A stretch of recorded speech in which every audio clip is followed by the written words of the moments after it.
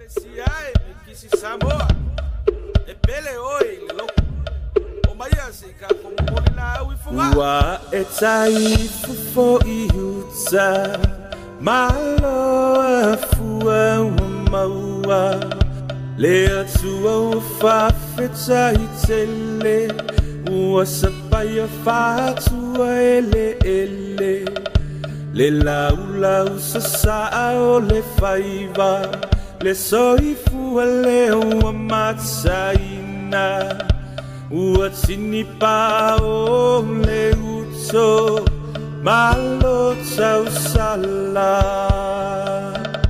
ua e taifu fo I uta malo a fua ua maua le atua ua 𝚘𝗚𝗦𝗖𝗟𝗔𝗜𝗚 ua sapaia fatua ele le lau sasa'a o le faiva le soifua leo ua matsaina ua tini pa o le uto malo tau sala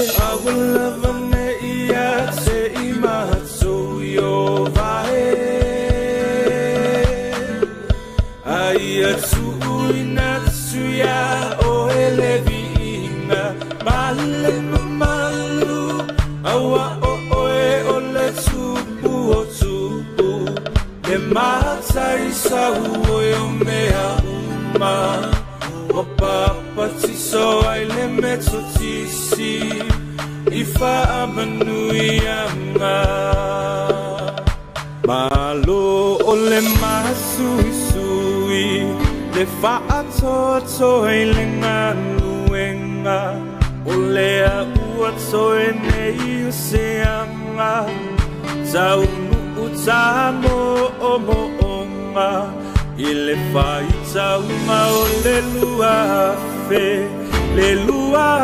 tau sanga o le alofa Samoa se isisia ia le fu'a o le sa'olotonga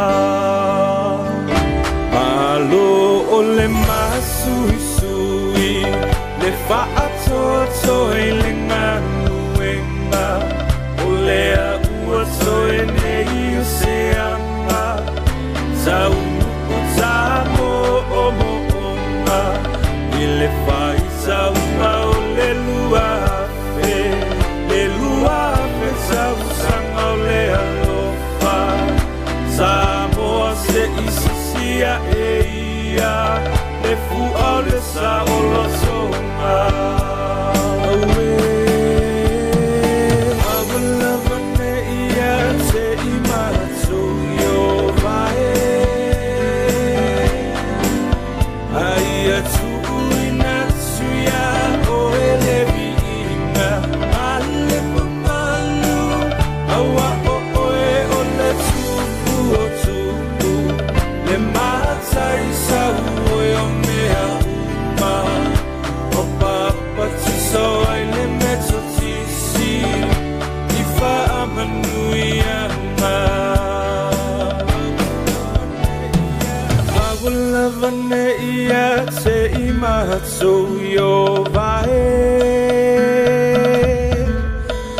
Aia tu'uinatsuya o ele vi'inga Male mamalu Awa o oe o le tupu o tupu Le matai sa uoe o mea uma Wapapa tiso ai le meto tisi Ifa amanui anga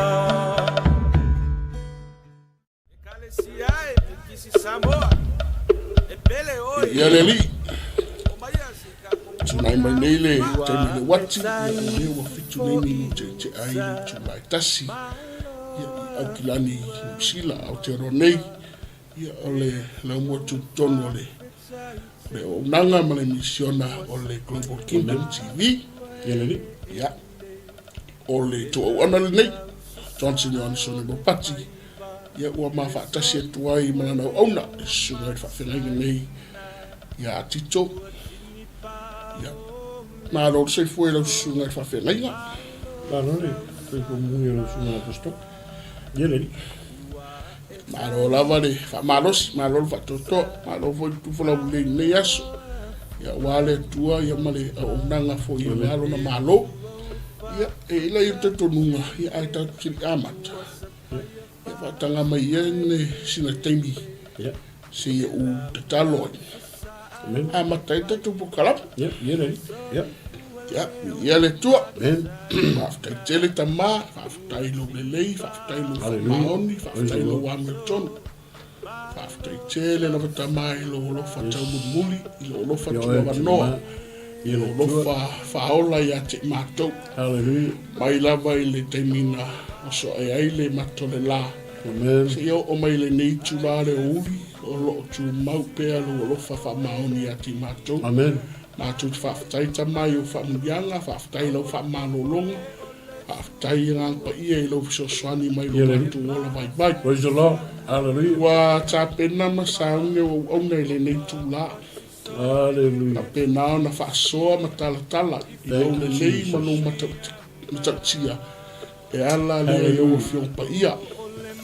Mātou wala au fisoswani mai oi. Yes. Anga le lei mai oi, whaasoa. Holy Spirit. Ia taratalaina foi lo whiongpa ia, o le nganga lava ia, ina ia maua se mātou malosi whaaleanganga.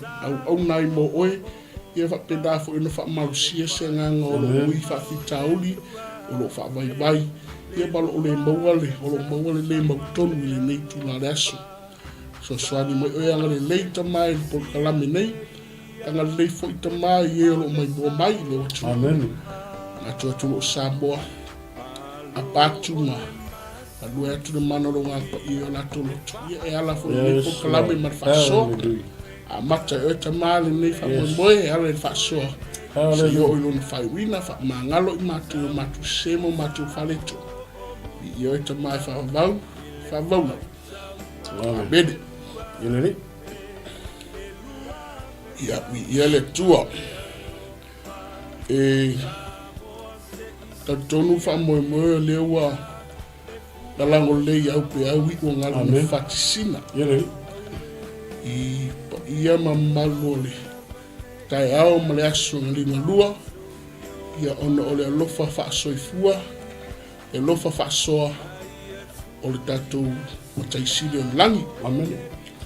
ia le fa ye na bo le ne va no ia mate au na to sa mo ia to ele nei tula le aso ia faila i o le leo fa tau ba fai masuia po kalame nei il mas se e to ai marsunga fa fina nei ia me se fo i o le misiona Global Kingdom TV pa to ai fa talo fa me fa tulima sa mo ia tulanga fa lupe talofa lava ia i tamali ia awa ainga mtapa au tengane foi lea ia o pulatoa ia foi loa mala utoa ia ole tapo inga mau ana yo tatutua ala wao sinsina ole malo senu makale siam ainga se yo olava i whana witi oi lava se si o maua maile nei pukalami a talofa foi i woma paanga masani ole au onanga nei al Global Kingdom ia me se yo pukalami nei ole LAOAI al TUPU a tua tu i le au whainga bunga tofe le tua i ona tūlanga whaalupe talofa lava ia le li i ona ova non lei ia ua maua mātou te au nai tu ia tu e ale upo le tua ia ua le pa au mai le sunga whenga ia whaonu taisia ia ai tau siri mai Samoa ia le ua maanga lue atu ma sunga le ona a whenga ia tito ia wale so mar pukalame me fa boy ia ai ia never know pe se me fisa no ai foi ia wale malo sa bolo mai bo mai tapte poi mai pa telo sugole apostolo mo no ia natural now pa força bo mano mulher tu fatalo fala ona ia te fa popo foi ni tai au os fatalo fa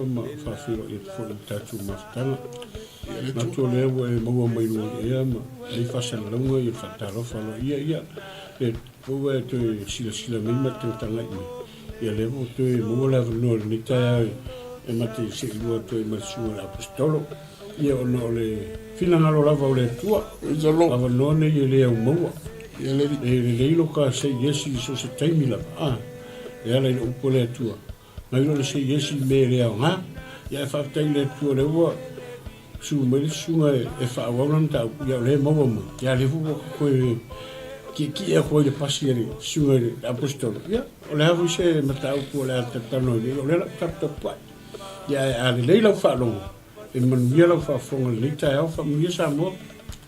Praise the Lord, vi ereli ia malo so no le sunga fa felinga ia ole sa bo mo mai mo te pai ia ole po kala ni ole la oil tupu Ari ia fa malo fo ila o nanga fo ia la uso mai le lo mo Wellington ia ole fo iolo o so swani fo ile po kala me la tupu pe ole fo ile afia fina so fo to na nei o le tatou tusi faitau e mauai le whaasoa i le nei aso.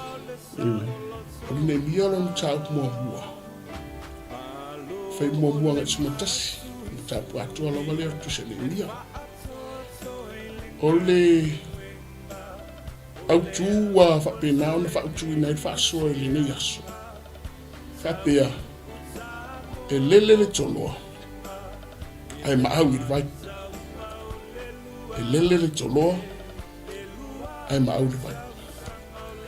O se tasine o mwangana lau i loa ua masani e tatou Samoa. amen I whaalongo ia i tūla whale fo i ma tūla toa la tunu. La tūla whangaina ni mwangana. amen Lele le toloa ai maau le vai. O le toloa e whaasino i le manlele. O le manlele e whilele a i mawhita loloa i le wau matua i Samoa. Ai po o whea lava tulu inga o Samoa i tue whao Samoa e whilele a i eile nei manlele o toloa. E tasi lava le aunga mare wha moe moe le manlele nei o toloa. Ina ia fo i lava e maau le vai. amen Ma fua i sea. A wafu i le vai e tala noa i le ola. O le vai e tala noa i le malosi. O le vai e tala noa i le whaamaina. O i e sa i li malosi ai le toloa. amen O lungo au vai. O i e mapusanga i le toloa. O le vai. O i fo i e anga i le toloa wa le whaamaina. Mai i so se vaenga o lalolangi amen tue whao Samoa whita aloloa i whilele ai. Naunau ta inga. Ia fo i lau le vai. E whaamari e ina lo na roto. amen E whaamaina toloa. Ma e mapusanga ngai le vai. O le ato le ola. O le ato le malusi. O le ato le whaamaina. I le asotofi watu ana e atu nei. Na tapuni e le tusi e 𝚟𝚑𝚍. Na tapuni e le tusi le 𝚟𝚑𝚍. O le tusi upu. O le nei tau le lea. O ia o se tusi upu. O le awa o tula fono. Po o se o si taulanga. O se tasi sa whapena o na awe whatangato taua. I le taimi o le tula i mai e le tangatini o le kane sama papinia. Sa awe whatangato taua i le nei tau le lea. O le toa manu 𝚟𝚑𝚍. amen E ui ala ina whaaloloa i 𝚟𝚑𝚍 inu ese papinia. Ma vai atu taimi o papinia. amen Tula i mai i a Persia. Ai li mawhai lava. Le whaananau o le tamare o 𝚟𝚑𝚍. I le vai. amen Le vai o lo Jerusalema. I ona lau whanua, i ona ele. I le lau mua o Utah. O Jerusalema. O le malanga mua na toi fo I Jerusalema. Na taita I el tangato seu pape. Ma vai tau sanga e tele. O na mana umbia leo se tasi. E toi taita ina le whainga malanga. O e ua whapena o na awe whatinga tau taua. Tangato ta whianga. A nga I te tono laumbua. Po le vai tele. Po le puna o vai tele. Jerusalem mare. O ina tula I mai le tama leo. Po le tau le o le esera. O le aunga lava ia le wha moe moe ma le wha wina o esera. E toe TUPU ma toe wha pena o na wha tula I le soifua wha le anganga. O e o tangata o ta whianga o toe fo. O le mafua angala lea na wha tula I mai lo esera ma ia taita ina. Le whainga malanga lona lua. Anga I Jerusalem. O tangata o tula fono. Po fea la na fta lo ye le tama le esere tono lu ese. Ai na fa pena ona ba ai la Jerusalem ese a. Olna o le fa asinamanga. O le ala le toi fo ye le tama. Ma ia fa pena ona toi fa tu la I tanga tu ta fea nga tono Jerusalem. Ina ia fa pena ona toi fa fangu le soifua fa le nganga. E ala I le o ina tu la fo. I ele tua. Lea laua ma vai atu la esera. A o lea laua whai loa mai ma whawhi loa I tātou. E se tasi fo o tau lea o toa manu manu. Ta mai ti o ta whianga.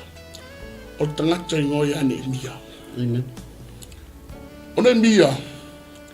O se tasi o tau lea o lo whapena o na whata loloai. I nu ese papalia. Ma le ai alo whapena o na tula I mai ai persi. Amen. Ai whai mai le tala. Ina ua o tangata neo o ne India. O le mānai e o la nangaruenga. Amen. O le ngaruenga tamale e India. O ne India, sao. O le tautu waina. O I o le tautu waina I le tupu.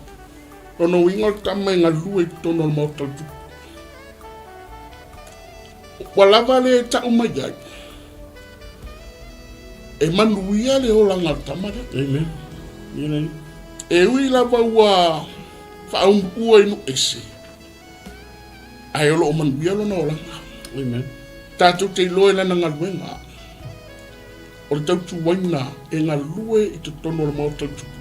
E au ngai le tupu. Lono winga e tau o loa tama. Amen. E ala e nana ngā luenga. E tau o loa. Moira. E manuia. Ai e ele tangata o hanang. Na fesili ai le tama leo o ne mia. E mele fesili ne mia ia hanang.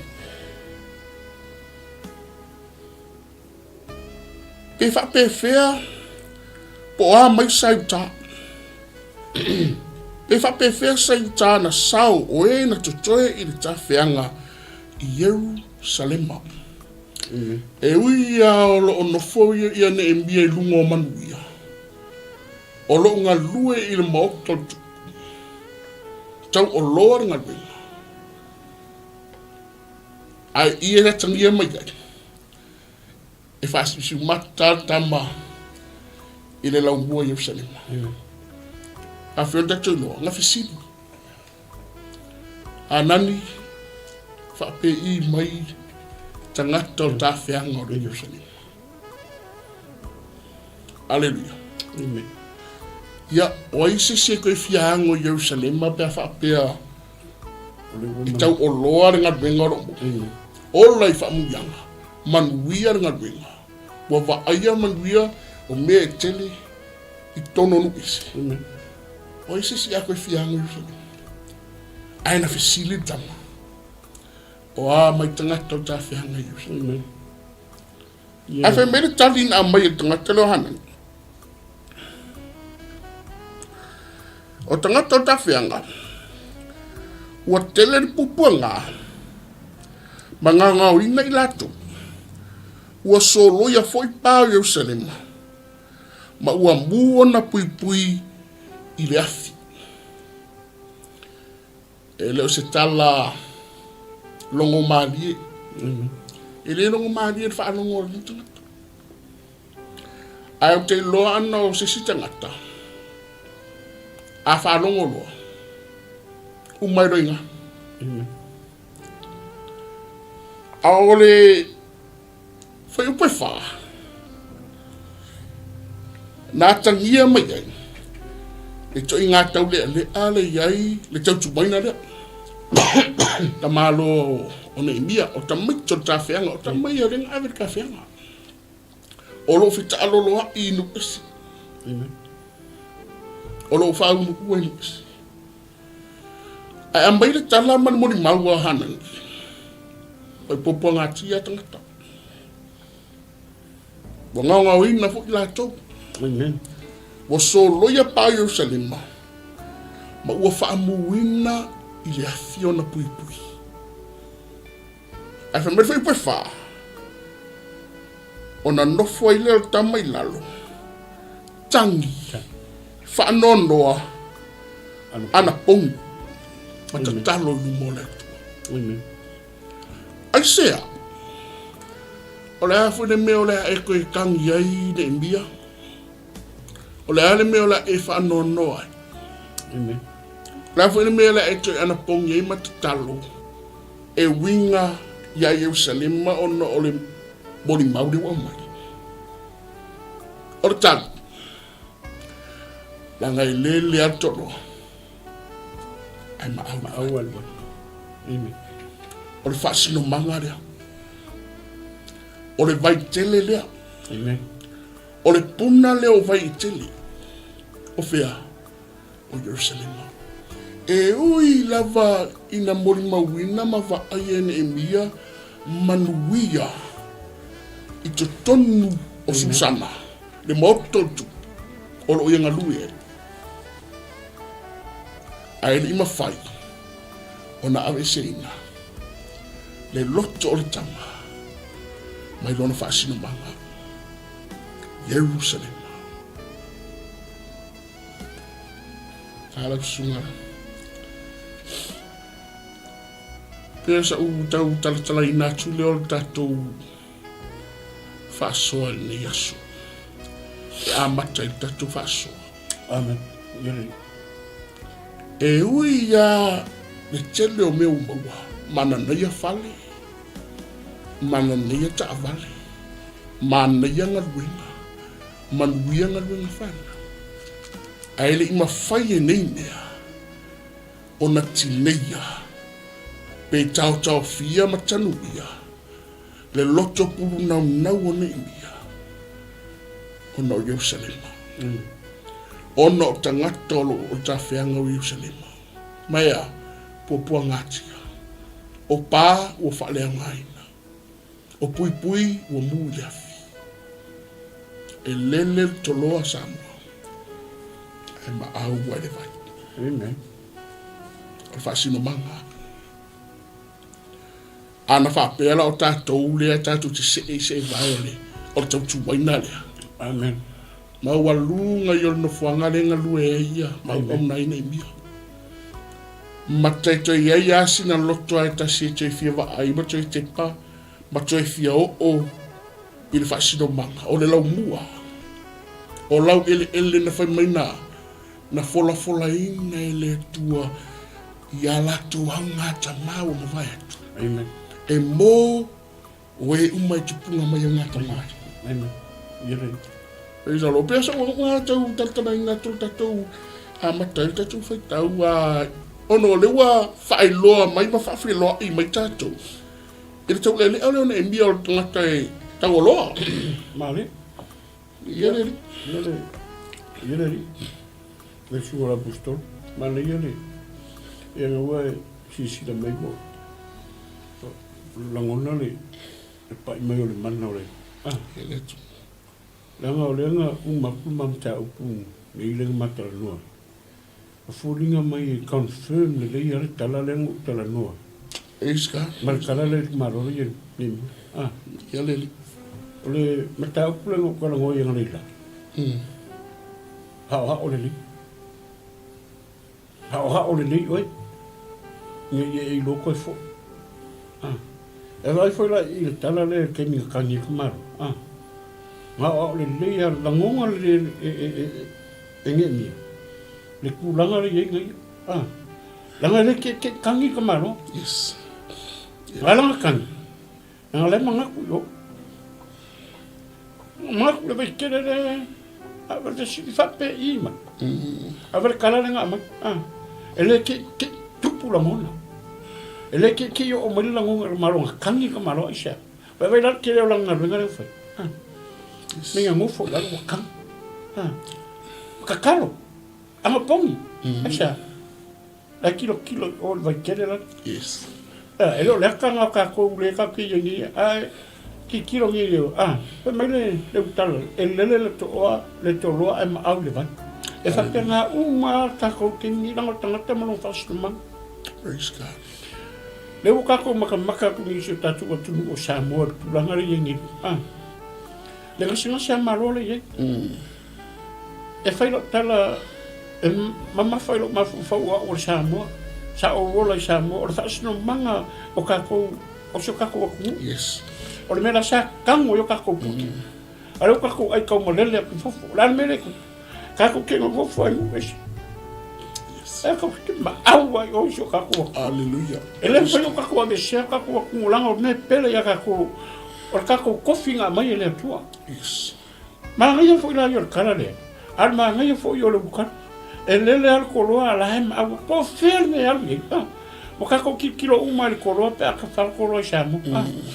Po fer me ka fa o kolo pe ka fa o ko nga va po fer va e ka kawa ngalu le vai e ka ele le vai Yes. ale que foi se ka mai o la fiona le tu le o fa sa tu sa mai le tu ma mai ka ko ma ya ka te nga la fiona la pistola o ki kilo foi la ngale ma ngiro o to I kala le ngale ma fa so ta ya Yes. Praise God.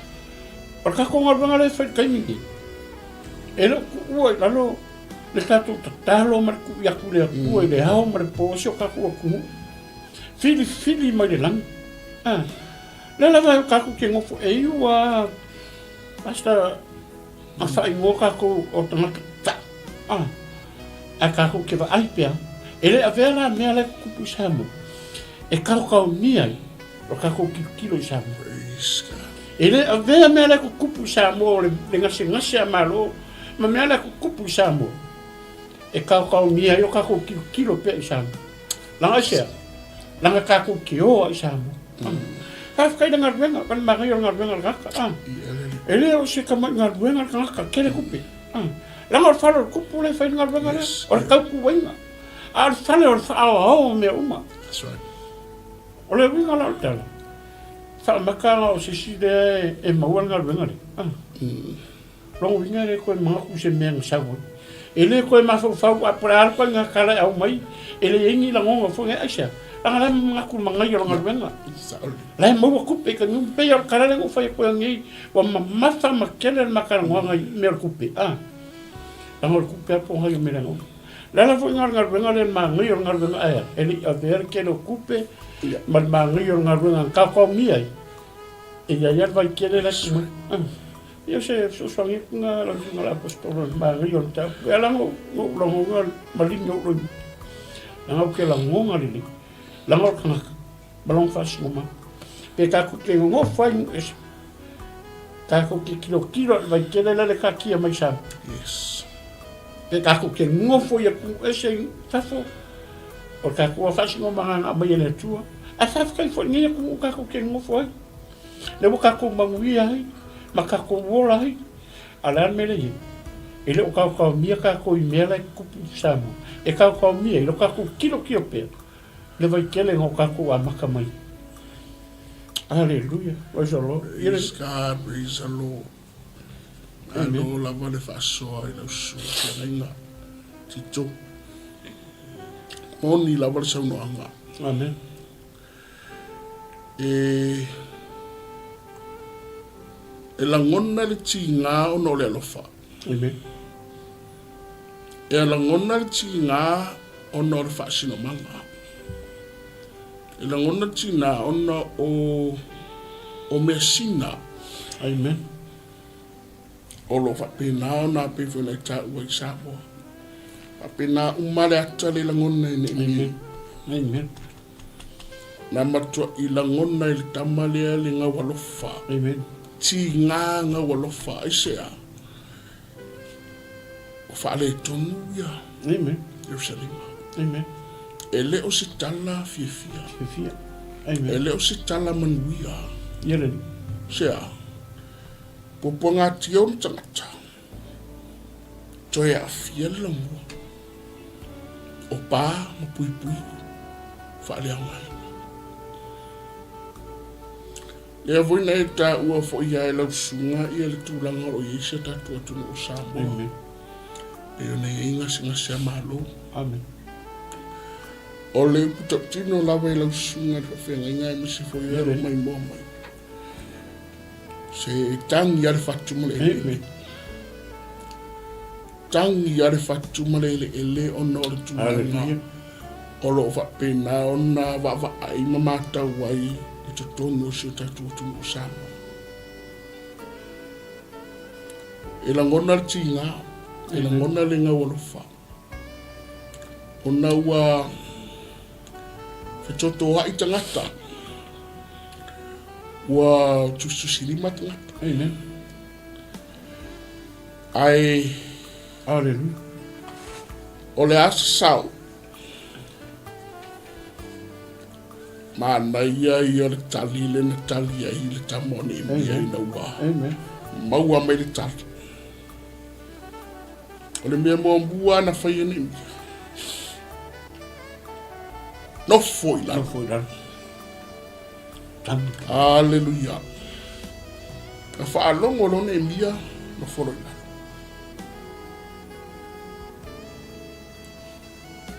File mu. No manu i le tu. Amen.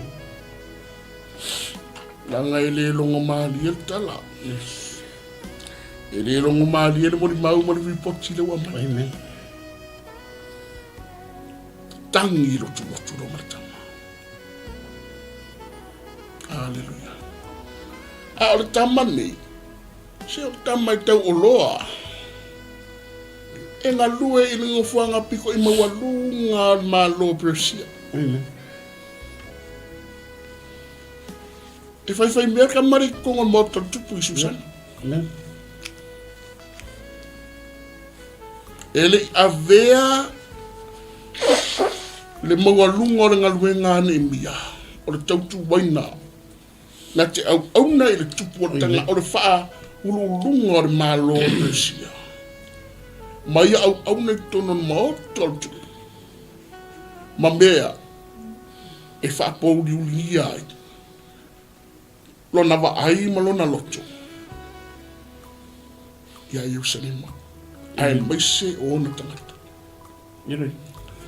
O se le sona mana ia le te wawa ai e tui i fo i winga i vaenga le ara sunga di whena.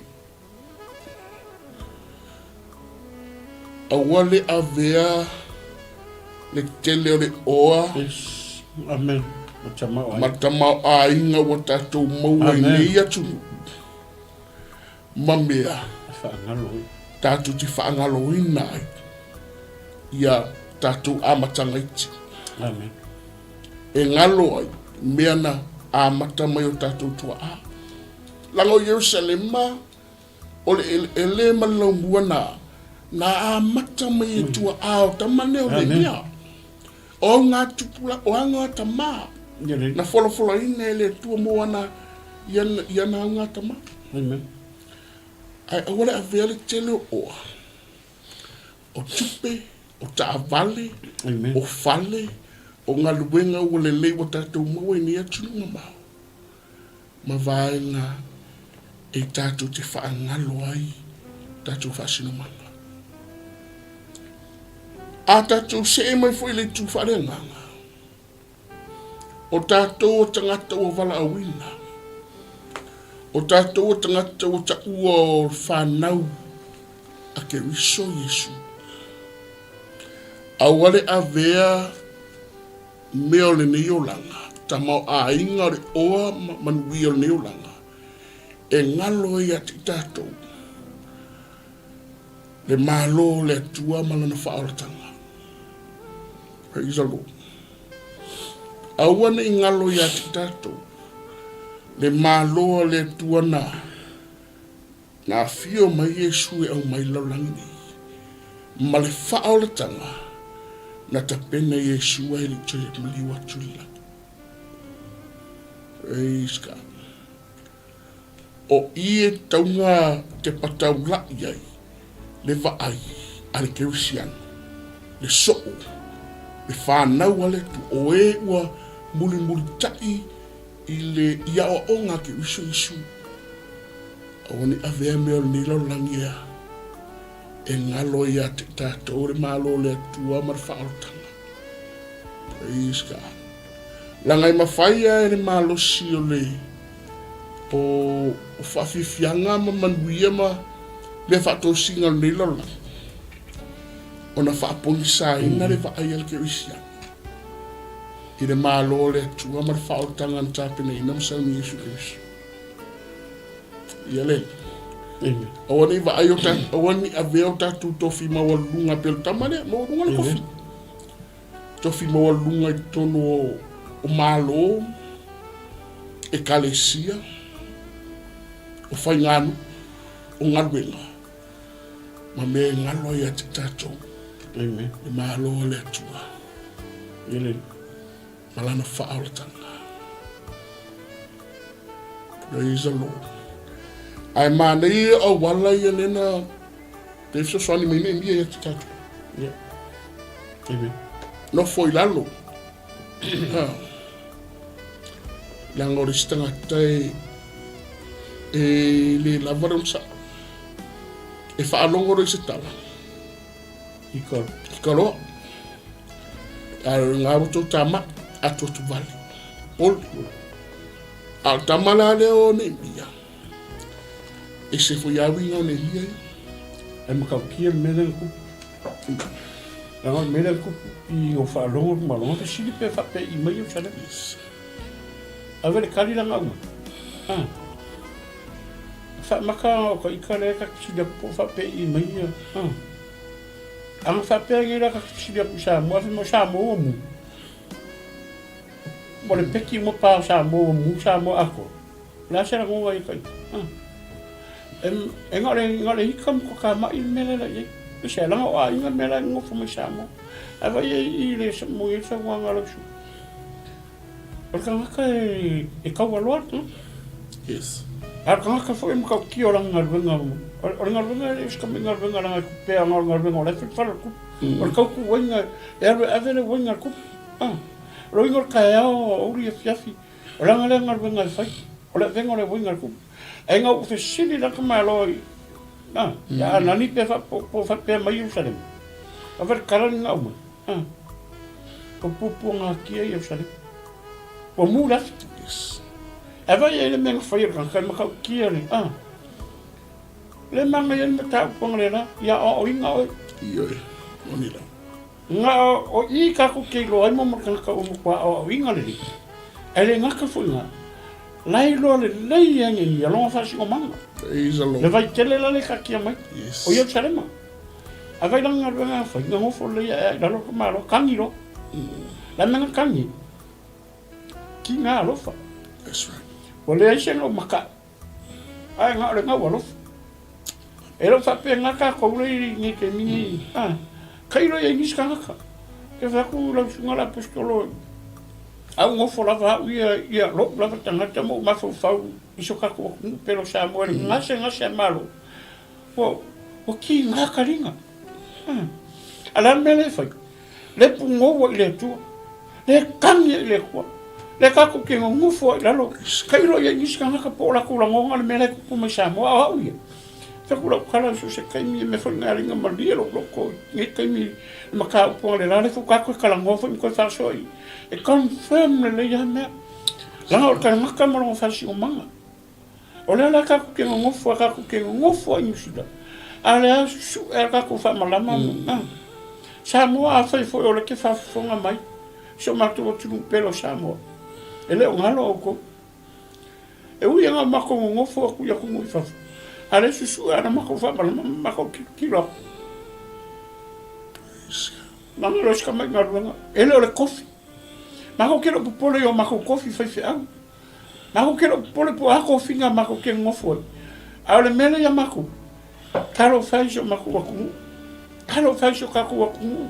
Lenga singa sia malo wa fe feshi. Ale anga ngale fai. Ye la ve ku ila va banga makaro le ku waku Samoa. Waku Samoa. La mako kalo fo la nitaya. Le mako ke manga ku o ko fai nga filinga. Pe yang o fai ya fili marpoto. Fili mara mai. Fili mara rofa. Ia la mi tau no le tu. Manga ia ke le fa kai ngale le wa ma. Avas. Esel manga ia. Ole kala pispai ai. Mo fo le la. Le la le savali ngia. Yes. Nga ika ka malo falo mo kala le au mai le lang falo mo fambe. Nga mo falo ka malo la kangiro. Kangiro e kangi le ko. Ang pong makuwaku le ko lo. Yo sele. Sel mari. Mari pe fa penga mo ka ko. Pe fa penga mo so ka ko. Kangi makuwaku sa mo le ko. E fili ma. Tanga pele ya ka ku so ka ko. Mo la o le kangu mo yo ka ko ki. Anga fa penga uman mele pu yang emi. Penga uman mele pu yang emi. Ngalong yang emi. Tangolong ku puanga. Yo sele. Langolong fa si manga yo sele menga lenga kangi malong ofisi po am yo sele. Asal kali ele fa wilang fa lo. Kangi lo. Asia. Langa pele ya ngi yo sele. Amen. Yele. Praise the Lord. Malo sufi. Amen. Ele nganga po le tala masan ia tupulanga tala vo fa pertani fa pia. You can take the boy out of the hood. But you cannot take the hood out of the boy. Amen. E mawhaianga e awe se ingarika me kiki mai le si o manga le. Ai le mawhai o ngā awe se inga si o manga. Amen. Mai ka mai ki le. Amen. E mawhaia o na tatou o e se mai o tatou whasino manga o Samoa. Ai le mawhai lawa. Awe e se fasi. O na awe se ere Samoa. Mai lo fasi no ma. Mai lo whasino. Amen. E ui ala o tātou tanga tolo au tamalele e peila wone mia. Ai li mawhai ei. E li mawhai o na wese inga le Samoa o lo ui tonu ia te tātou. Basta po le fo kelo me le kako ke mo i. O le kako ai le lei po le kelo ku le kako ke mo. Po le fo kako mo fo le si.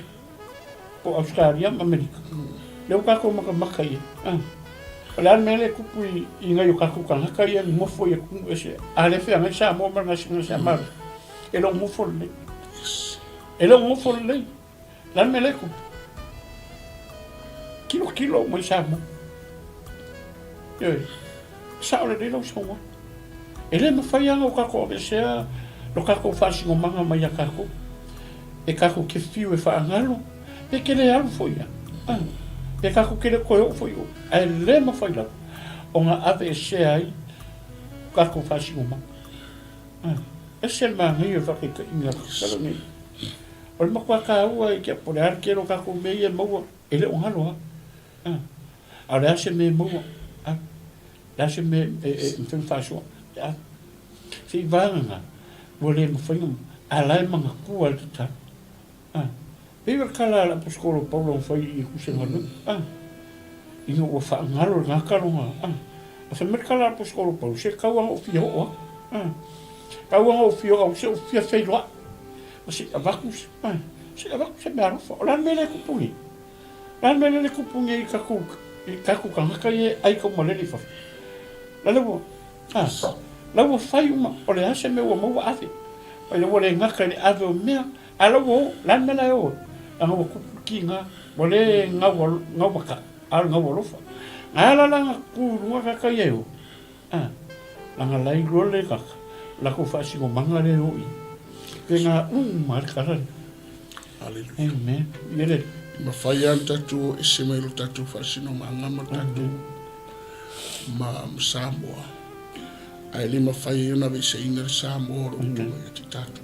amen Ele mafaya ona suia le toto Samoa le fitafia amen I tatu I wawo tatu. amen Ine mafaya. Se faya tala ona le mai tonu le tsunami. Sa o whainga ruenga I tai le tai siti. Tai awa whatua o mana pai te o sau o maa ai whai mai le mako toa me. Ta o matala. Samoa. La whea Samoa suna. O au na o tei. Na o tei. Ai le I longa ke le fo yanga. Nga tei pe te e tamo o nei mia. Ai ona o tei.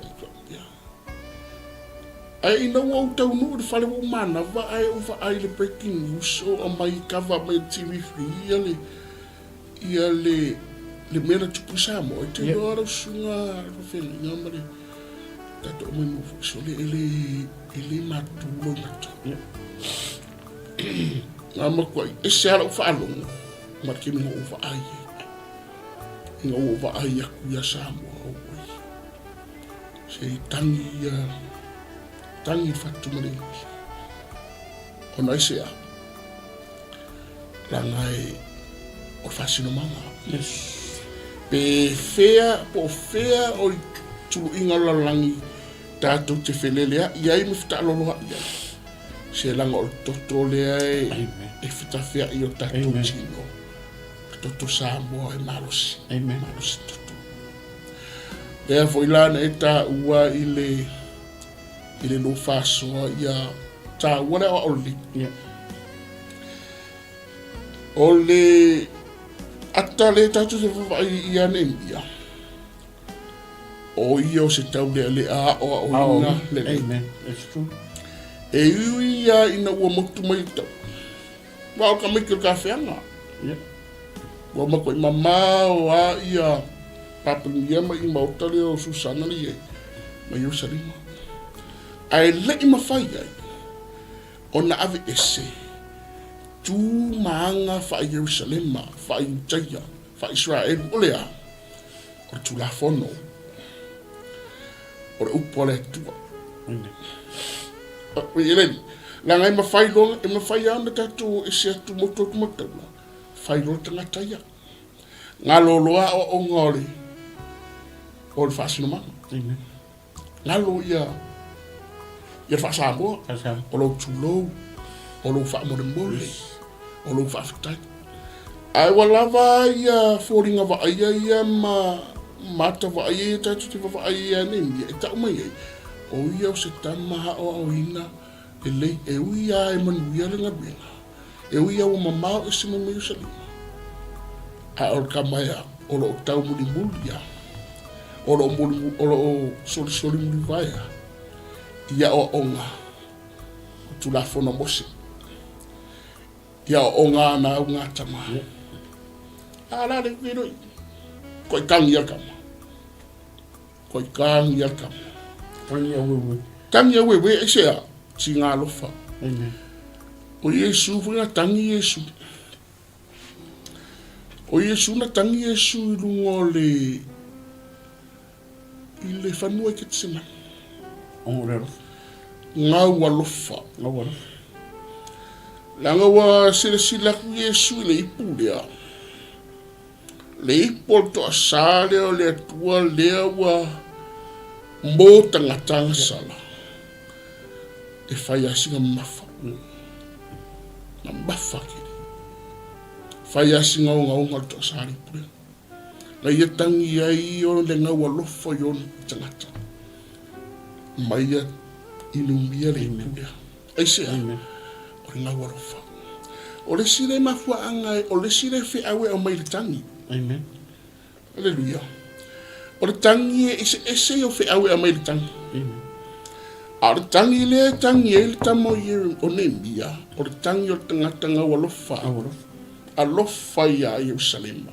Alofa i tangata o tawhi a ngaro fai me wa upo ngatia. Praise God. A whapea fu i ni solo a i ngā oro e loa ma islafia. O lo o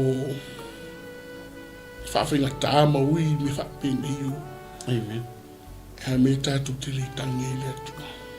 Amen. Ha me le tangi e peo tangi a tamare. No foi lalo ma tangi le atu.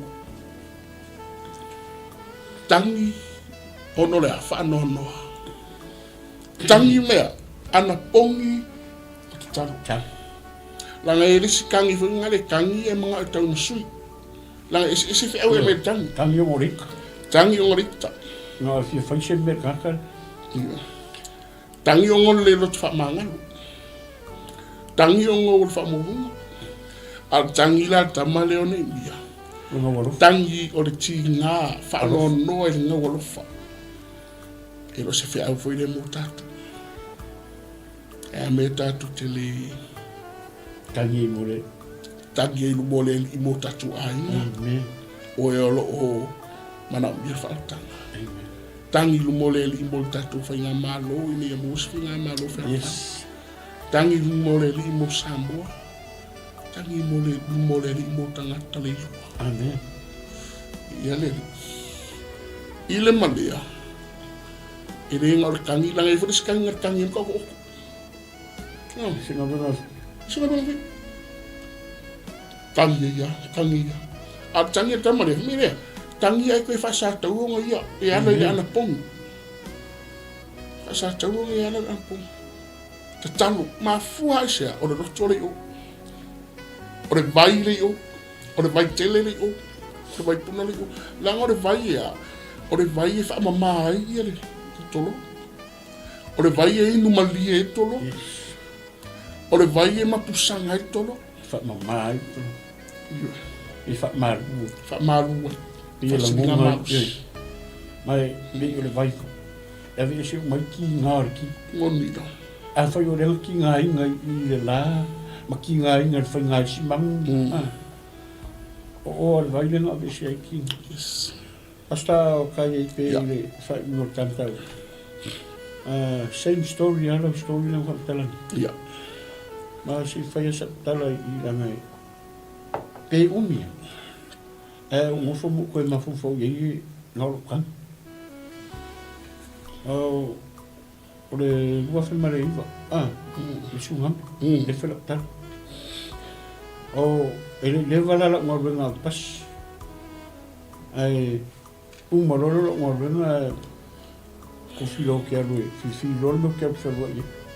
O la ro wa ngā siti. Siti la ngā kai hau. Porni ke alo ngā siti. E whako a masinga karunga o whengawe. E rei rope whape i rangonga rea songa i anga whamika. A aufu. E ri whape anga se menga a iei o mata. A o rea rule pasi. E makauri o mo palangi mea. O leo wharanga kure ai o ken fongi palangi. Le la e rule pasi i siti. A whalonga kutala noanga kakai whai, e kalangoa su ngami leo se Samoa. O lea la o mai ngaka makawhi pas, wha me kui me po o gore mea la topu Samoa, mo oka su ngami makaukia. O aura, o kero ma bange foi le tala, kero ma lama lea upo su ngami. O kero lopora, a ingo o a mairole le sau le ni Samoa. O whanongolongolo, sorry, e sau le Samoa. Pele vai se mea mo e ko se aka a o le kala le o whalongo le mawhakia le mawhakia.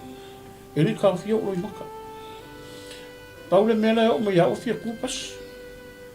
O whia viri siaki mako ainga po whape i mai. E whaira tala peonga e sa same story a. Nanga saua kolor peis whamori. Mori umara umara. Ngara kwa kaka sui au kai. Ai wau le whare. Nanga saua le whare viri roa o la kera ko fa. La fa ficar misi ma ko fa.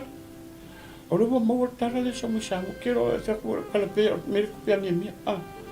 Ale ngofo la makani. Ale Paulo le menga fai nga mo Yesu. Ole malingi ole makaisia. Kele me la ku. La menga la ku por kako. Sa email le sa e kako waka kongo ale le sa le menga mi. Le kala mere kako. Ma se fo nga ole kako ole.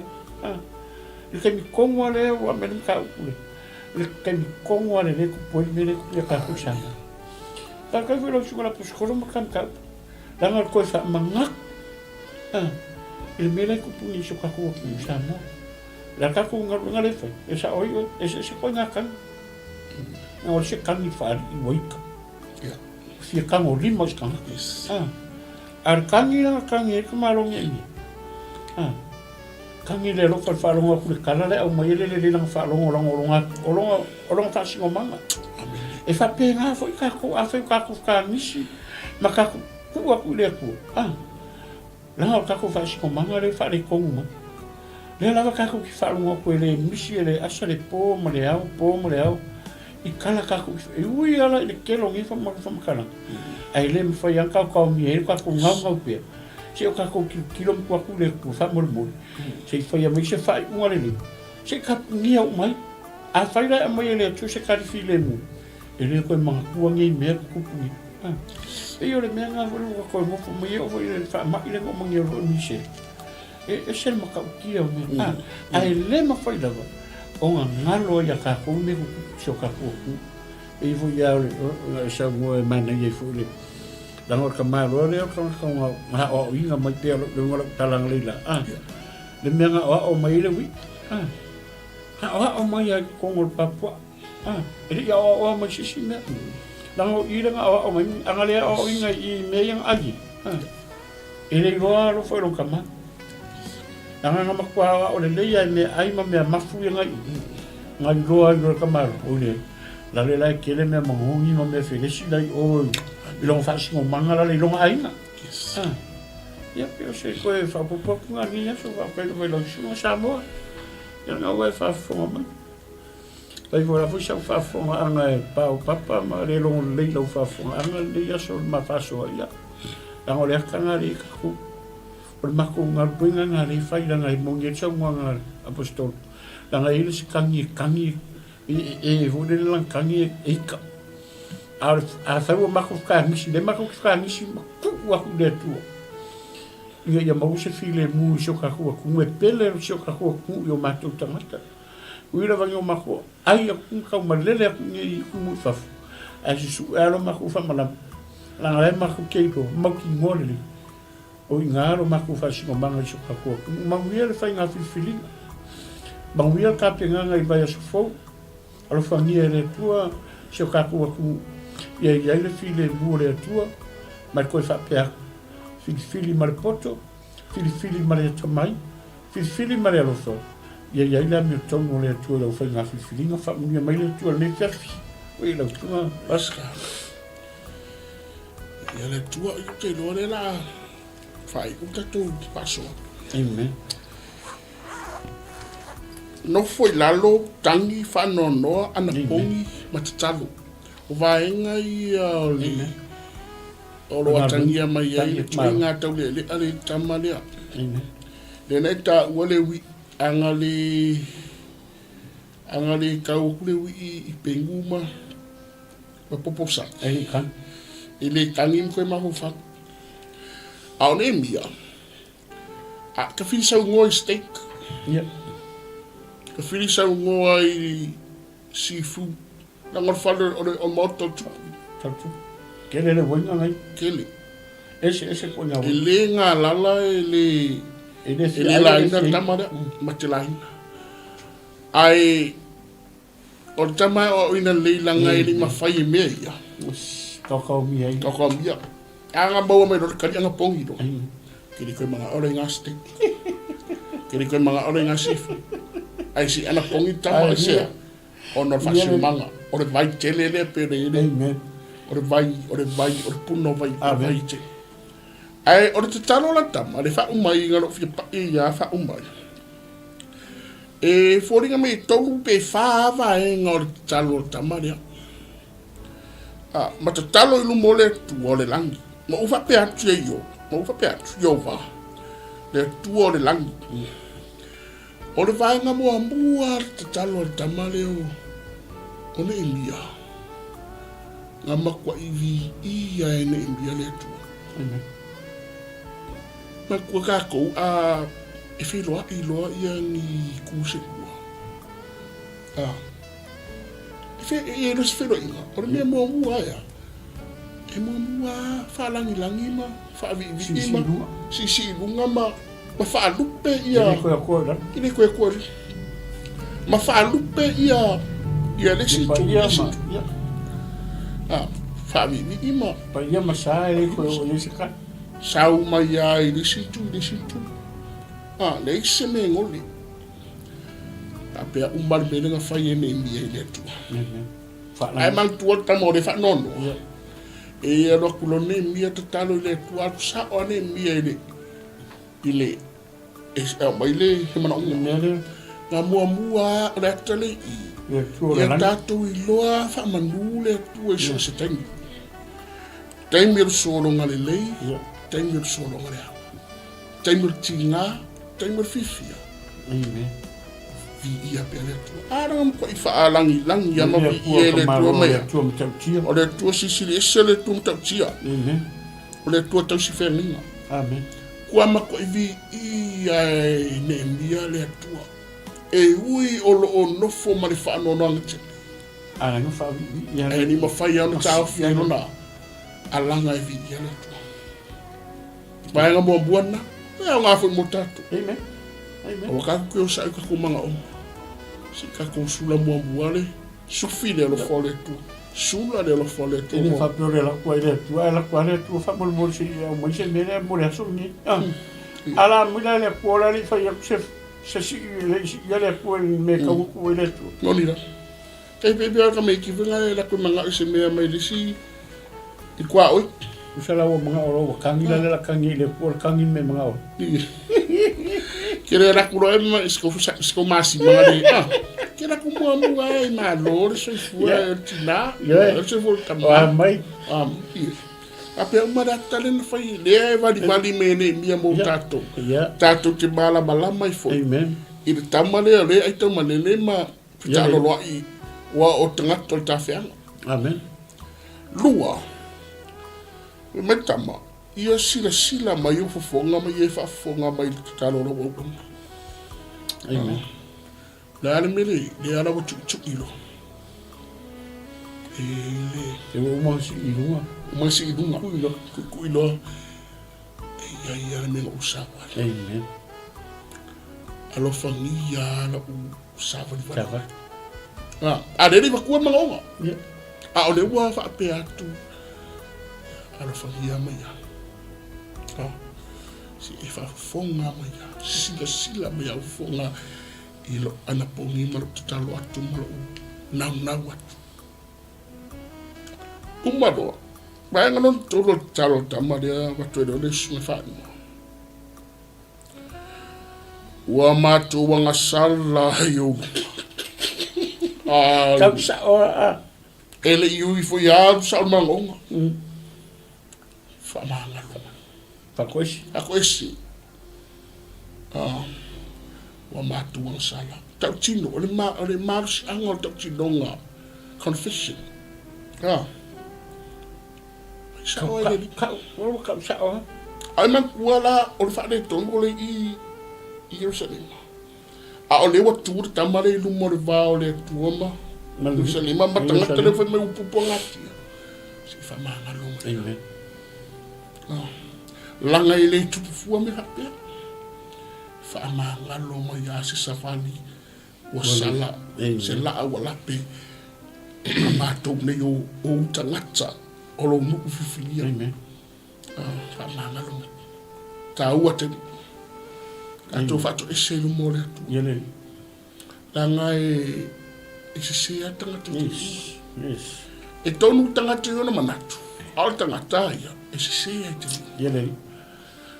Hallelujah. Ai mana yale ala fuale tatu te baba ai se fuanga o tamalea o le tamatau o loa. Amen. O le tamai manuia ai li mafai o na se mai le tamalea I tū maanga whaari Jerusalem o lea. Tau ngapa e tu la fono. Tau ngapa e whea ngai ngā o ngata mā. Hira tātou. Ia tātou tau ngapa e upo le atua. Le mā lō le atua. Malana whaorotanga. Whaai ulo le talo tama rea. Ai whemani. O te ai oi atu. Lea na ween merua. Le o mga orkama. O le mana onga na ween kama rea. Ia lo whaina I lumo le ni tangata. A wā sa whaia umatau tu waina I tupu. O le mana onga rana wa awe kama reo ni ia. Si e ngā lue e whaara I lo matai no ke unga. Hallelujah. Amen. Praise God. O lo kisoro wa ka umei I. Wa tonu le mawhau whau ne ia. O le ngā ruenga tau o loa lia. Oh, ini koe mga oi. Ala mero mga oi. Toi fo ia de bai. Toi fo ia ma au de bai. Ala de fe mai. Pa fonga mai talo a ko. Ma ia fa man wi ala wela o ne laso nei, ma ia tu mai atia. Ia lo faina I lumo le nei tangata, o nei tangata. I tupu. Amen. O le anu melui. O le wawi ane mia I le tua. Si e ngā lue ai fua I le pulele. O le ngabenga. Si e ngā lue ai fua I le pulele kapangi. Ia lo whaina. Ma whaatanga. Amen. Ma au mangi livi. Usape o le ngi livi aso livi. Amen. Ai au mai. Si o tefo. Langa o le fasima. O me Jerusalem. Hallelujah. Ria I salo. O le mana o ngale tamai avi Fa manga lo le. Ai e lo fu. Nga lu e fua tupura. Amen. Te e nga lu e fua tupura. O ia o tau mai. O tonu ane maho fau ane ia. O re ngā ruenga tau o loa lia. O tupe, o whale, o mea o lilarangi. I le tāua ia te. Ala ala mere I. Ma oa. Whasimanga. Praise God. Pole asina. Te pule. O le, o sa upo ia nā le sona tāua. O ala wa mea liro. Liola. O whiwhianga o tamau ainga roa. Le tua. Ia tia le tua. Amen. Ma au waia I le malo le tua ma le whaotanga. Susu e arwha malama e ala I le tua malana whunga. Aia. Ai whatutua na ia. Iska. No inga. E wha mua o. Ai wharonga ruai. Aleli. Whai fui o leanga. Nasi le fia o ngā. Kelo mea. Ngai roa le leia ngini. Le onga mea ia ngai. Ngā ringa le koe pole se mea. Ai mga olo I whasikuma. La ngai loa a koe fo I whasikuma. O le atua alai mo. Praise God. Ki le fia le leia ngai mea. A o ngā aru o rong whasikuma. A lawo kariko. O le atua e o mea. O le aka whunga mo kako kimi. Yes. O whia lava le kako ke whakaarolo wa iai. Wa anu o kako lima. I te ora pēo koa. Nana ria mai ala vai sisi se mea ia kako mo kako lima. O mea umanga mai le. Longopi. Ora maa ngai e fo o ngikara. Koe wha mangaku mai ia tātou. Ia mai se fo I o ka o ngare. O le kako whaisiko manga o le langi le kako. Amen. Praise the Lord. Nanga o le kako ki kau whai whau le maa ro le apua. O le kako ngaruenga le whai. E whau le maa ro le apua. Nanga o kako ulo. O le kako whaisiko manga lea. Pe kako ki ngofo le raro langi. Pe kako ki maua ka mau ainga mara kelo mea. E ka kia lava mea raro langi nanga o mea me le apua. E kako ki oa kuli makai le langi. Nanga o kako whaisiko manga. Ia le. Whaasuana sama. Amen. Awan I ngalo ia te tātou. Amen. Malo le tua ma whaotanga. Alleluia. Praise the Lord. E pei ona le ngalo I ane e mia. Amen. Le lau bua, lau ele ele. Amen. Lau whanua, Jerusalem. Amtakata. Awa foi ni ngalo ya ti tatu. Yes. Malo le tua. Amen. Manana whaata. Langor whaasino manga mon yale nal kewisiano. Amen. Kako whaasino manga na. Yeah. Hallelujah. Bena e tatu te tu wane lo langi tu wa Samoa. Yeah. Tu wane psila. A ofer whaasino mangu. Malo lang. Ai awane I avea me o tatu maua pei o na ia. Eli avea me o ia manuia na ia mauto no whakto. Ma mea e ngalo o whaasino manga. Samoa wani ngalo tatu whaasino manga. Amen. Malo lang. Whaatanga Isu Keriso. Amen. Ai whaamanua le tūro whina ngalo. Ia whai le tū ai. O kalamine me se whai lana wauna ia. Te lor me no tua tūro sungare. Whenga pe isi o upu whai o le tatu. Tatu po kalamine ia. Whaamanua ai whai o le tatu o mai mo. Ma wha umai lo le tatu kalamine. Se talo mo whalo la. Whaamanua mai le tū sa mo i lo whina ngalo. Whaatai lo tūra la pistolo. O leo ua. Loe le koe kira si whamtalanga. Samoa. Ia o ngā ua. Whai uma po kalano ni aso. A hua saunga atu lau auna la pistolo. Ia tu sai foi ma ni aso ma le tulanga ki o le iai. Ma na ia le tau po ni aso. Ia lo foi ua. Maria lo whaafonga, Maria lo whaafonga, Maria lo whaalongolongo ni aso. Ia ono tulanga ki pena iai. Ia nale mana onga au ona nei a miso I mātou o tau longolongo pea. O aka ko me mau lo langa nei o me pala. Ai mase au ngā. Ai e ngufu foi me mau ki ngō mea o iau lima. It's from God. Angai ka ko kele I o mai amasi mea. Ai o mea umanga mai le tua. Le wo yo ka ko lima mau au. Mar ka ko kat ko ngu.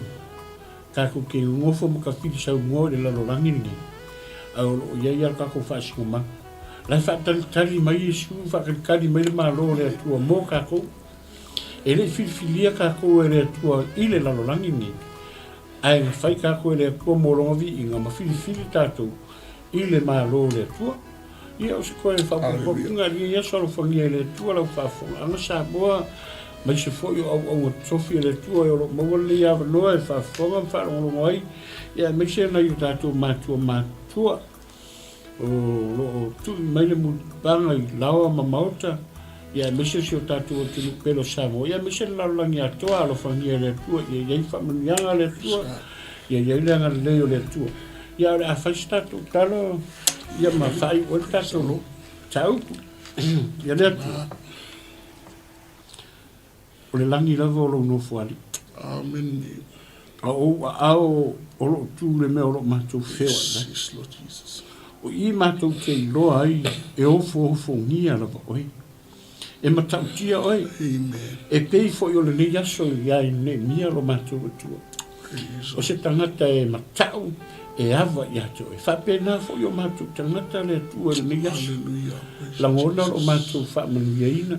Langona lo mātou ori I ato oi. Ono lo walo whatula. Le atua o whaafonga lau whanau, whaafonga lo watunu. Na yo mātua le rie. Ai mai so o one lau fora leise poto, leise to mai ai mātua. Ai whaafetai tele lo wanganga pa ia. A wana leise anoa oi. E le mawhai fo yo na maa whaasoa ma tala noa. Whaafetai nganga pa ia lo whaasoa soa ma e au mai a upu ma te whaasoa ai. O lo fina ngalo le nā mo mātou. Talo angale lei I so mātou atunu o le whaafonga mata mai mo mai. Whaamanuia fo I mantua so mātou atunu pelo sa moata ma. O lo ia I le filifilinga ma le whainga filifilinga o le nāwa yaso o lo manai. Mātou talo I le angale lei. Filifili ma tofi mai oi le langi le se maa lo e aro lofa mori ma whailau anu tonu e te one iai. Ia la mātou talo whamia whailau o auna. Ma o se ava no lei so soani ai le whasoa. Ia e meise foi o no tapua I lo mātou atua. Ia le angale lei o lo au fia. Taro lewa yaso fou ke au ia eiso mātou ora ma se malos. Mātou toe mafuta foi. Ia la mātou talo lere ia lafi ia te oisu. No loisu atu. Amen. Amen. Se foi mai manuia Samoa. Aftai. Yeah. Wa Samoa. Ua e taifu fo I huta Malo e fua ua maua Le atua ua whawhita I tele Ua sapaya whatua ele Le lau lau sa saa o le whaiva Le soifua le ua matsaina Ua tini pa o le uto Malo tau sala Ua e taifu fo I huta Malo e fua ua maua Le atua ua whawhita I tele Ua sapaya whatua ele Le lau lau sa saa o le whaiva Le soifua le ua matsaina Ua tini pa o le uto Malo tau sala Awa lava ne ia te I matou yo vae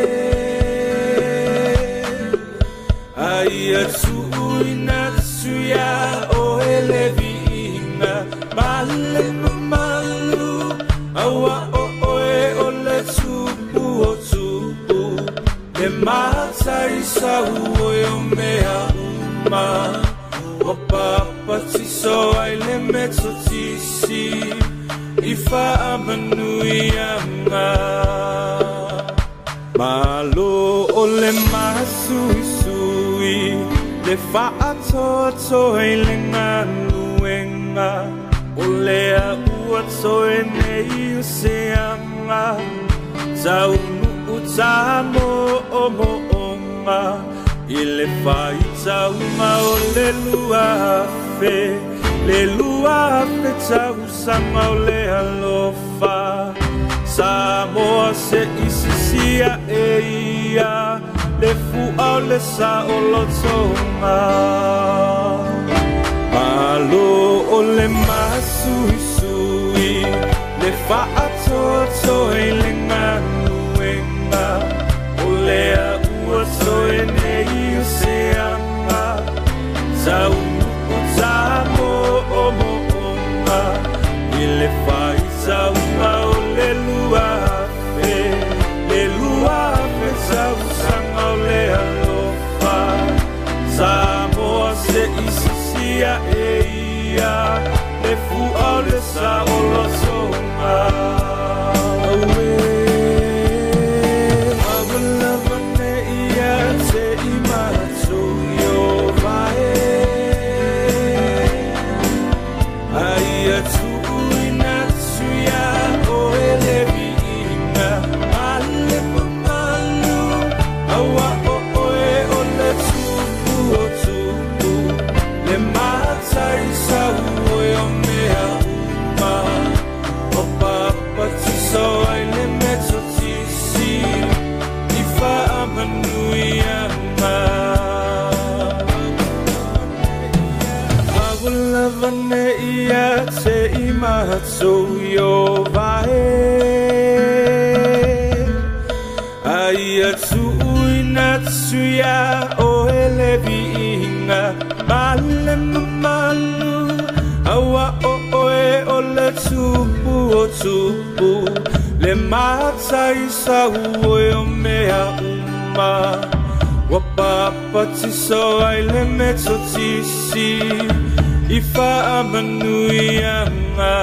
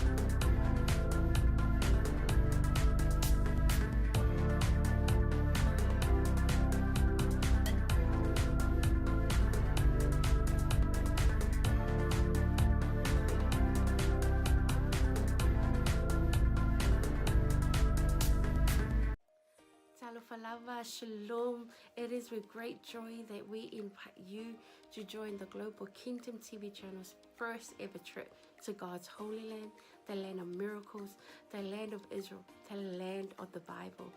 You get to walk in the footsteps of Jesus. You get to see firsthand the cities, the places he performed many miracles.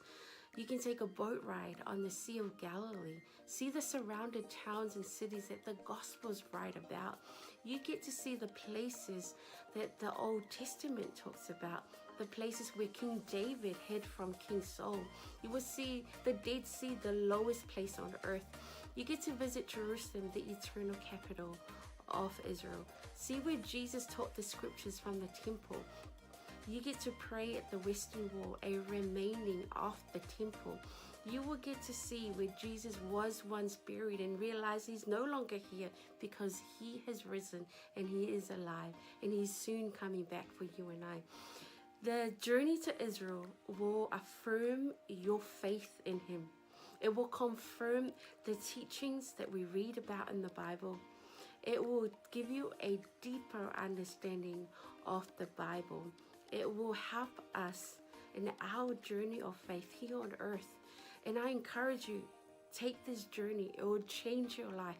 It changed mine. God bless. Shalom, shalom. Talofa Samoa na tunu pele. Ia fa talofa antu le fiafi ngo sua la ulu. Le fo matamua sa longa i fo fanga i ampalauri. Ia ile te sanga e tasi le lua afe su fitu. Malese lua afe su valu.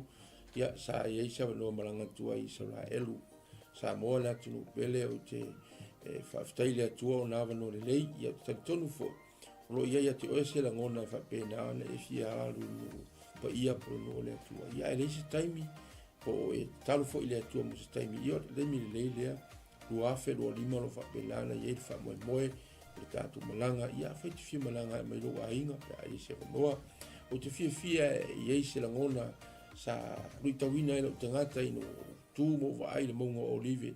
Ia lo ia il perfetanga le tua le malile fio fa lua mai o Yesu Kristo. Ile la lorangi nei. Mai o le a fio mai o ia ma tu vai on a au le monga olive. E fa fia ngai ma le malu fo ilea. Samoa a e fia i loa tiri nei lava a mea matango fia na faya le tua na tupu mai o le atupu fo. Ia loa noa le leile tato te malanga tuai. Ia 𝚟𝚒𝚘 awane ingalo ia te oe whamnianga le tua. Ia o lo ta tia i o ta lima. Ia o ta ua la valo ia i fuafuanga whafsotai. Purenga le tato Global Kingdom TV. Ia mapuki e loso o vanoa awane ingalo o se fianga telefo ilo nei tangata. O nei le tasi se saito lo whapena o na tala no matus pa ia. Ia o tausanga umalawa e aloi malanga. Lo whailoa mai e le au la tau o le whapena. Archaeologist o na maua le vaenga ma le vaenga o le mea la fia ile nganga ma misia i nupa ia. Samoa ta pena le lua afe lua lima. O ina te lo polo to e tūl maunga olive. Ia e fio mai lo mai Yesu. Kusanga. Ia fungia le tua whaman. Ia fuafuanga ma plan. Mai le nei taimi se ia o atu le wha moe moe. Ona o Yesu. God bless you. 5 time. Hello, Talofa Lava, Pulavinaca, and Shalom. My name is Deborah 𝗵𝗠𝗡𝗏, and I had the honor of visiting Israel twice, in 2018 and 2019. The experience really changed me. It was an experience of a lifetime. It was transformative. It was eye-opening. It was such a great time. I had encounters with the Lord that really changed me, that healed me, that I did not expect. It's one of those experiences that you have to go for yourself, to experience for yourself. So if you are planning or thinking about visiting the land, I encourage you to do so. Go ahead, invest in a trip and go receive your portion. God bless. Ya, salom, talofa lava, wa paanga kato Global TV so se tolera lang. Ia ole o sia Paulo Poutoa futi pali ile le ngoa. Ia ole lua fesulfa na o malanga 𝚟𝚒𝚘. Ia e se tau so o lo ole atua. Ia o se mesa famani na ia ole O le te la mea le lei uma ai o se o le unga le maunga whirua inga le na tatalo ai ai Yesu Keriso ai tu mai ia ria ma mo se le si tu ngango la ngonga ai se va ngango la ngonga ile nganga pa ia le tu ia a walo fa singo manga fo ima ile o mai ma le fa ngai ngele tu nganga luenga ai o e lo sila ma mai mo ma nei tu la ia o te le sa un le simalanga le tato Global TV ta sang fo ia fio mai tala mai au ta o e lo so te o le tu fa o lo talo le tu ai ma nei fo o e te soli fo i au le tu sa fe malanga i lu ia te te ne mo finish fa mo dang ia fio mai tala mai au fa fo Yesu Keriso amen. Talafalava and Shalom. My name is 𝗚𝗚𝚙𝚢𝚎 and I led the Salmon Delegates for Israel 2022 and 2023. And both groups went to Israel for the Feast of Tabernacles, which was around September and October of both of the years 2022 and 2023. And I just wanted to come and share some encouragement and some quick encouragements for those who want to go to Israel this year. Israel is the Holy Land. It is the center of where our faith is as Christians. And I want to encourage you that if God has called you to go, to please take that step of faith and do join the group that is going this year with Pastor Michaele. And I want to assure you that going to Israel is a trip of faith. You may not have all the money in the bank, but if God has called you, I believe that the Lord will open the door and make the way for you to go and receive whatever He has for you in Israel. And I'll just share that being in Jerusalem, the city of our faith, the city where the center of where everything happened in the Bible, it's an amazing experience, and there's nothing quite like it. And I can say going to Jerusalem twice, 2 years in a row, it did have an impact on me, and I encountered God in a new and fresh way in Jerusalem. And I also want to let you know, one of my favorite places in Israel to go is the Sea of Galilee. And we know from scripture that the Sea of Galilee was where Jesus did many miracles and ministered during his time here on earth. And it's one of the most peaceful and beautiful places. So I do encourage you, if you do get the chance to go and see the Sea of Galilee, where the Bible comes to life. So if you want to have a fresh encounter, even with the Word, when you read the Word, it is so different when you've gone and seen those places where Jesus walked, where Jesus ministered, and even the places where our Lord died and rose again. So that's my encouragement for all. If you want to go to Israel, I believe this is one of those opportunities for you. So please take a step of faith and get ready for the portion that God has for you. In Jesus' name. Yeah. Fatalo fatu pa ia malu Samoa. Ia olo wingoa o Ioelu maninoa. Ile tausanga e lua afes fuluvalu. Ia o tausanga le na tatala i ele li isa manoa o te malanga atua i Israelu. Ia o se fatu puina lava le fia ma le ori. Ona talitonu ese fole faitau le afio ngā le atua. Ia ese fole vainga ina wahalu ma vaai matu lau ele. Ia tele lava ni luitau na o mai. Ia ai pei lava o le na o vaai ai le vaitafe o Yoritana. Ia o le vai lea sa baptiso ina ai Yesu. Ia o lea sa faatino ai la matou baptisonga. To tele i matou 5 fa i matou sa fai en matou baptisonga i sunga foi fa whengainga pe ona matou iai. Ia la ngona lava le mamalu o le atua sa fai foi le viinga, ma fai pesenga, ma fai le tautalonga. Ia ona o le anganga whaafitai i le atua, le iawa noa tatala mai e le atua. Ia a fai o iaise mo i mitinga, ia te oe te fia malanga le nupa ia. Ia lo wawa noa le leilea, lea ua saunia le Global Kingdom TV, ia le awa noa, ia e whai malanga atuai, o no le suafo Yesu. Amen. Talo falava, O lo wingoa o e seta wa apsuanga whaumui. Whaftai le atua mo le neia manoa o maua e mawhai ai ona o whaasoa atu i ate oe. Pe a whai o i ate oe se langona e te fia asia le no upa ia o le atua. Le neia fiafio te fia whaasoa i ate oe. O se filifilinga tonu, ma le ame o tonu. I lo wo atu iai, o le a e iloa ai pei ona o wo iai, e te langona le iai o le atua i mea uma.